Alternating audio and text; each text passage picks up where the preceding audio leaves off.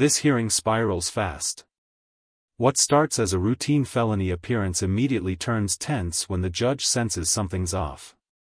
The defendant is already on bond, facing a serious assault charge, and every answer she gives seems to dig the hole deeper. Within moments, this case stops being procedural and becomes about control, credibility, and whether she can stay free at all.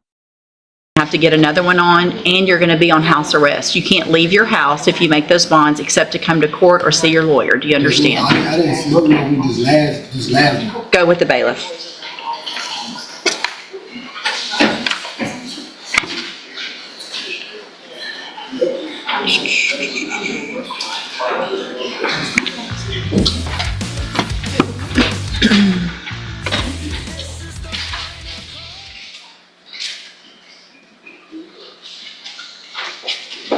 Good morning, ma'am.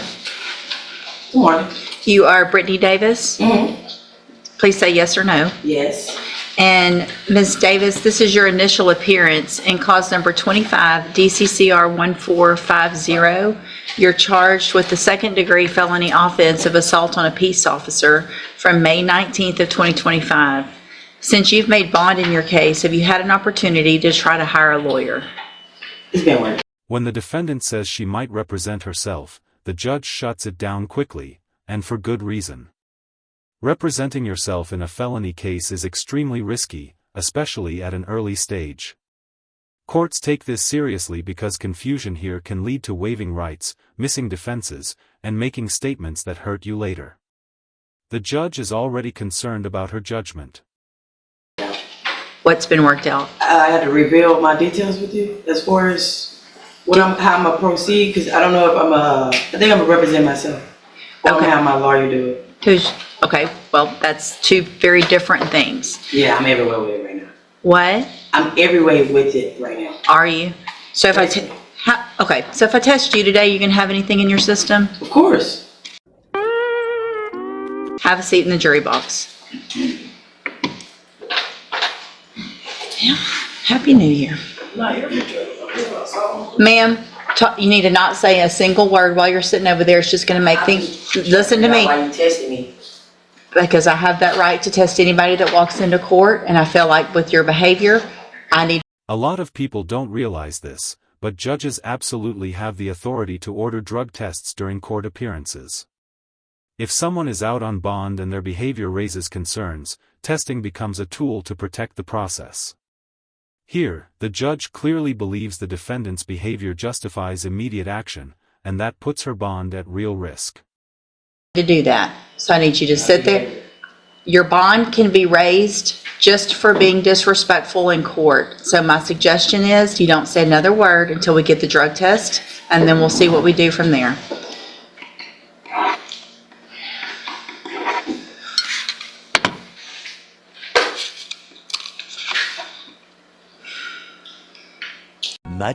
Much later.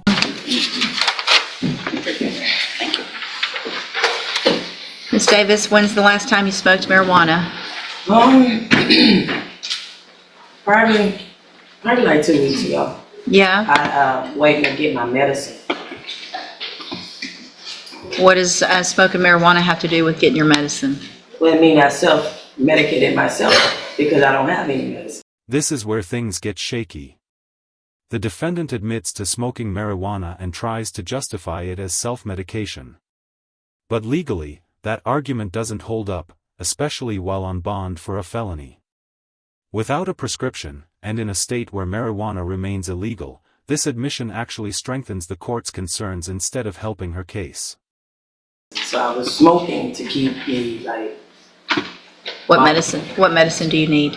Adderall, Buzzbroom, and Promax. What doctor are you going to? Dr. N. Spell it. N? I Uh-huh. don't know. You don't know how to spell it? No, I don't. Where But is he? He's on Baptist. He's at Baptist Hospital, or Well, he's on the side by Baptist Hospital. Dr. N. Like Dr. Kinagani. He's not too far from Dr. Kinagani. okay. But he's a new doctor. I was going to Dr. Kinagani at first. Okay. When's the last time you saw Dr. Ian? I see Dr. N today at 2. Okay. So here's what I'm going to do, Ms. Davis. Couple of things. One, I'm going to reset your case for 2 weeks instead of. The drug patch is a serious step. Unlike a simple urine test, it tracks drug levels over time. The judge isn't just asking whether drugs are present, she's watching trends. If the levels don't decrease, the court assumes continued use. That's why the warning is so blunt: no compliance means jail, no debate. 30 days. I'm going to order that you wear a drug patch. You have 24 hours to go get a drug patch on. Your bondsman can tell you where to get that. So between today and tomorrow, you got to have a drug patch on your arm. You get them changed every 2 weeks. I'm going to assume that this first one is probably still going to be positive for marijuana.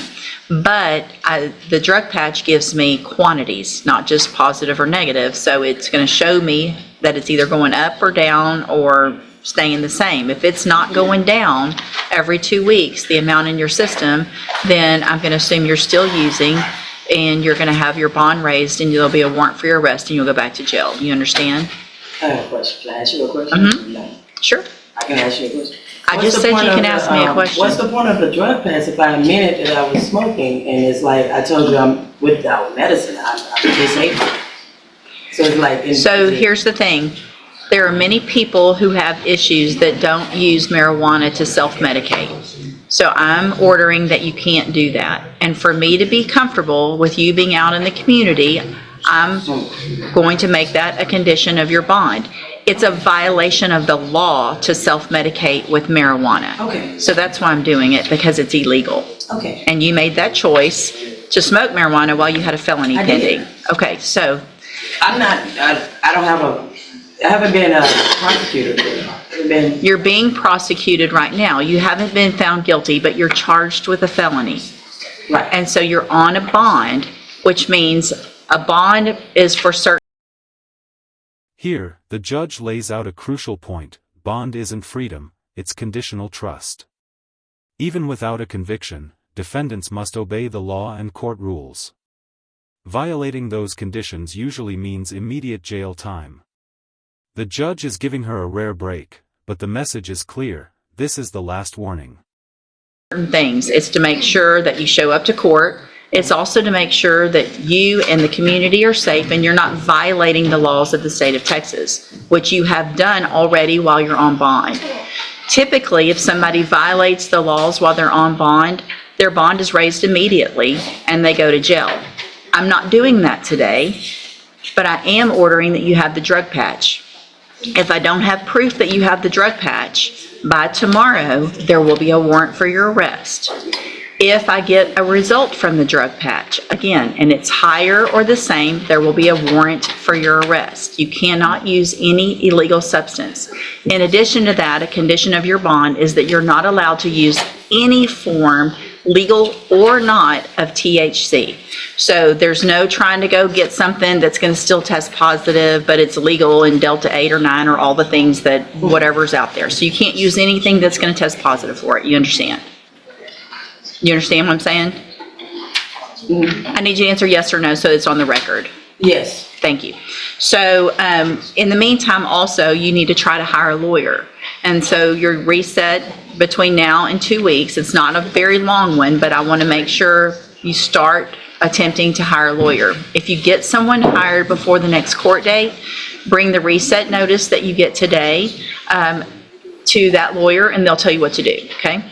Yes. If you're unable to hire a lawyer before the next court date, then I'm ordering you to visit with at least 3 lawyers. They all charge different amounts, you have different payment plans. Bring me back the names of the lawyers you've talked to so I know you're trying, and then we'll discuss your options. Also, when you come back, please bring me proof of your visit with your doctor this afternoon, okay? So get something from your doctor from today's date when you come back so that I know that you're actually going, okay? It depends on how much they're going to charge me for this. I don't have Medicaid, so. But you have an appointment? Yeah, I Okay. made that part, but I'm saying I don't have insurance. So Okay. I don't know what the charge is going to be like. This is my first time going through. Perfect. That's fine. I understand that. But just to get something that says you Okay. were there. Okay, so if it doesn't work out and you can't see them, there are some other places you can go if you need something to get the help you need. If you talk to your bondsman, if you want to talk after court, somebody can let you know some other resources. Okay? Okay. All right, step in front of the clerk. She's going to give you your reset notice. It's actually going to be 3 weeks because of Okay. day, so. In the end, this case isn't just about marijuana, it's about accountability while facing a felony charge. The judge balances firmness with restraint, offering structure instead of jail, but only with strict conditions. Whether the defendant follows through will decide what happens next. If you found this courtroom moment intense, hit like, share your thoughts below, and subscribe for more real courtroom breakdowns you won't see coming.